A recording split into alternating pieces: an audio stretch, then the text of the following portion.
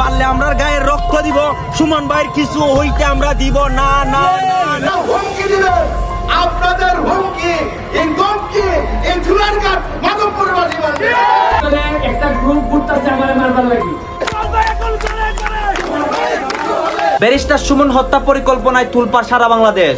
দর্শক শ্রোতা, ইতিমধ্যে কিন্তু একটা গ্রুপ ব্যারিস্টার সুমনকে হত্যার জন্য হুমকি দেয় এবং এইটা কিন্তু ব্যারিস্টার সুমন সবার সামনে বলে। দর্শক শ্রোতা, এটা নিয়ে কিন্তু সারা বাংলাদেশের মধ্যে তুলপাড় কাণ্ড হচ্ছে এবং সবাই কিন্তু রাস্তায় রাস্তায় মানববন্ধন করতেছে। সবাই বলতেছে ব্যারিস্টার সুমনের কিছু হলে জ্বলবে আগুন ঘরে ঘরে। এখন কি হয়েছে, ব্যারিস্টার সুমনকেই হত্যার জন্য একদল পরিকল্পনা করতেছে। ব্যারিস্টার সুমন হত্যা পরিকল্পনার বিরুদ্ধে যারা আন্দোলন করতেছে সেই আন্দোলনগুলোই কিন্তু এই ভিডিওতে দেখাবো এবং রাস্তায় রাস্তায় মানুষ কি বলতেছে এইটাই কিন্তু দেখাবো। আপনারা দেখলে অবাক হয়ে যাবেন ব্যারিস্টার সুমনকে কত লক্ষ লক্ষ মানুষ ভালোবাসে এবং ব্যারিস্টার সুমনের বক্ত কতটুকু পাগল। এই আন্দোলনের ভিডিওর পরপরই কিন্তু ব্যারিস্টার সুমন কি বলে সেই বিষয়টা নিয়ে এইটাও দেখাবো, দেখে নেই। যারা আপনারা হুমকি দামকি দিতেছেন এখন থেকে সাবধান হয়ে যান। আর নইলে আমাদের ব্যারিস্টার সুমনের উপরে যদি একটি ভুলের আঘাত থাকে, আমরা যাকে সন্দেহ করব তাদেরকে আমরা পাথর দিয়ে বলে দিতেছি, আমরা যাকে সন্দেহ হবে তাদের বাড়িঘর পুড়িয়ে দিব। আপনারা সাবধান হয়ে যান। আমরা সারা বাংলাদেশের আলোড়ন সৃষ্টিকারী এবং আমাদের মানবতার ফেরিওয়ালা সাইদুল হক সুমনকে কেউ থামিয়ে রাখতে পারবে না। আমরা সুমনবাসী, আমরা এখন এতদিন অন্ধকারে ছিলাম।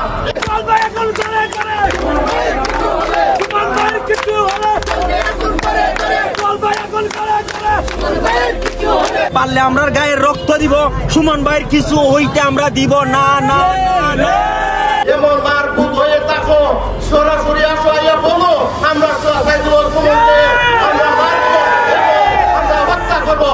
আমরা প্রশাসনের লোক লাগবে না, আমরাই তোমাদেরকে পিটিয়ে হত্যা করে দেবো।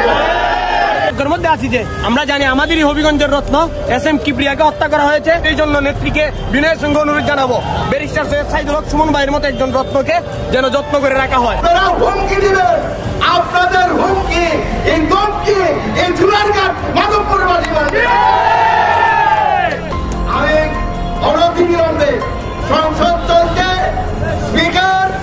স্পিকার মহোদয়, স্বরাষ্ট্রমন্ত্রী, তাড়াতাড়ি আপনারা এই সাধারণ জনগণকে শান্ত করুন। কথা বলতে চাই, এখন আরো আদর করতে আমরা এগিয়ে এসেছি। জানেন আমাদের সাইদুল হক সুমন MP যখন হয়ে সংসদে গেছেন তখন থেকে আমাদের সুয়ারঘাট মাধবপুর আমাদের উন্নয়নের গণজোয়ার চলছে। আমাদের রাস্তাঘাট বিভিন্ন কাজকর্ম এবং বিভিন্ন উন্নয়নের কাজ চলছে।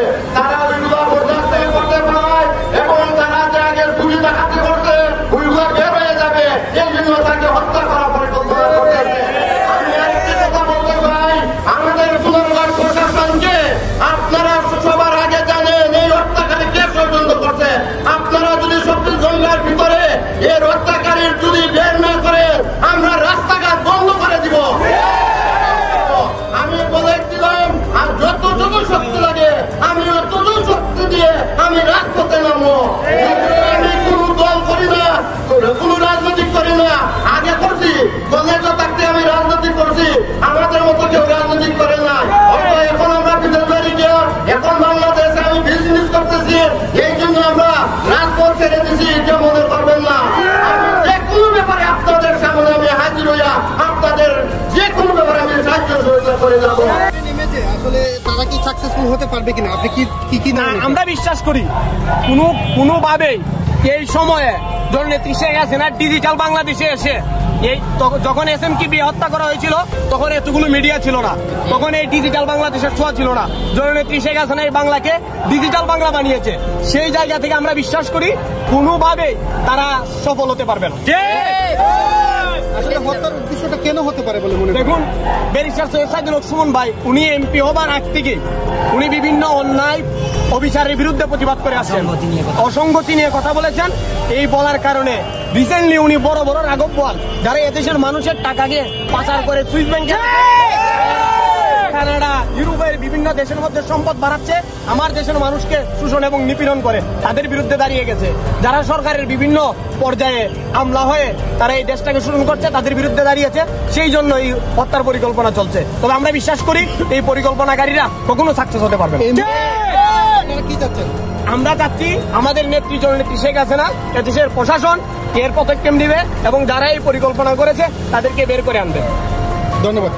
ধন্যবাদ ধন্যবাদ। আমরা চাই মানে ওনার সফলতা, মানে ওনার সফলতা চাই, আর ঐক্যবদ্ধ হয়ে মানে উনি আল্লাহর এই পৃথিবীর মধ্যে যতদিন আছেন ততদিন ভরা আমরা মানে ওনার সাথে আছি।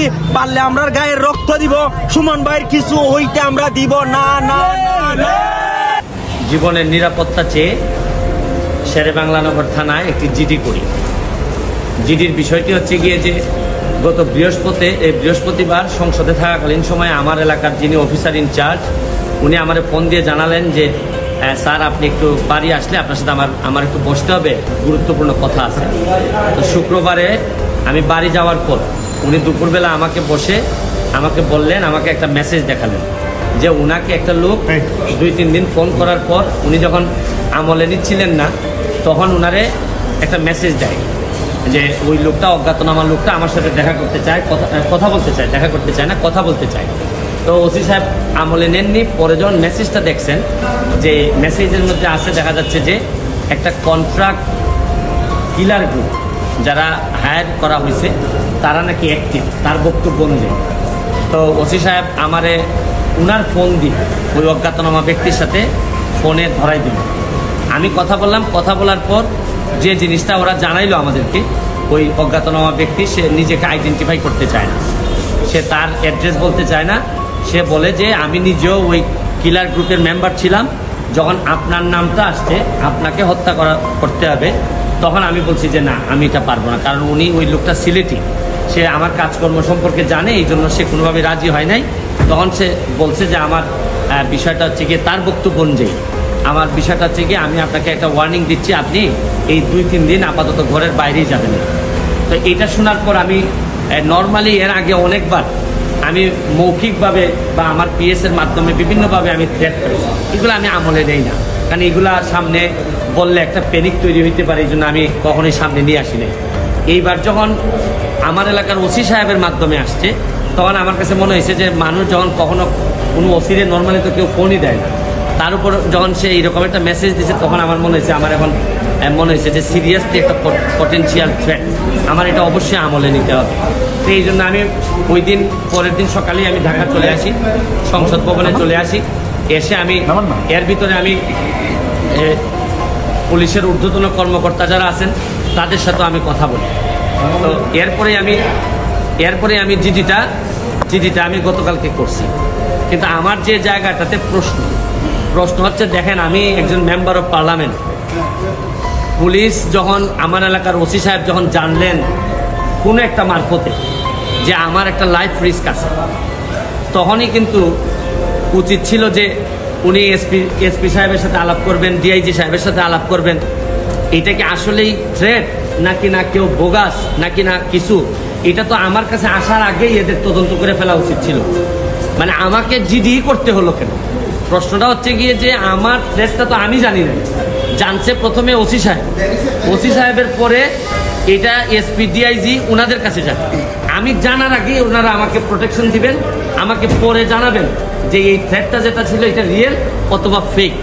ওনারা আমাকে বলছেন, ওসি সাহেবের যতটুকু ব্রেইনে ধরছে উনি ধরছেন, আমাকে বলছেন, আমাকে জিডি করতে হয়েছে, আর আমার নিরাপত্তা তো এখন আমার নিজেরই দিতে হইতেছে। এখন রাষ্ট্রযন্ত্র, আমি এইটা বুঝলাম না যে এই রাষ্ট্রযন্ত্র আসলে কি আলাদা। আপনারা তো দেখলেন যে জনগণ কি বলতেছে, এটা কিন্তু ব্যারিস্টার সুমনের এলাকার মধ্যে রাস্তার মধ্যে একটা মানববন্ধন হয়েছে এবং হাজারো দর্শক কিন্তু বলতেছে ব্যারিস্টার সুমনের কিছু যদি হয় আমরা আগুন লাগিয়ে দেবো, আমরা আগুনে পুড়ে ফেলবো যারা ব্যারিস্টার সুমনের কিছু করবে। দর্শক শ্রোতা, এটা কিন্তু আমারও কথা, ব্যারিস্টার সুমন কিন্তু ভালো কাজ করে, আর যদি কিছু হয় আমরা কিন্তু তার প্রতিবাদ করবো। ব্যারিস্টার সুমনকে তো আপনারা অবশ্যই চিনেন, ব্যারিস্টার সুমন কিন্তু সবসময় ভালো কাজ করে। এখন তার সাথেই এমন ঘটনা হয়েছে, তাকে একটা হুমকি দিয়েছে। দর্শক শ্রোতা, ব্যারিস্টার সুমন ভাইকে আপনাদের কাছে কেমন লাগে প্লিজ ভিডিওর কমেন্ট বক্সে লিখে দেবেন এবং আপনাদের কাছে আমার একটা রিকোয়েস্ট থাকবে, আমার চ্যানেলটি সাবস্ক্রাইব করবেন। ধন্যবাদ।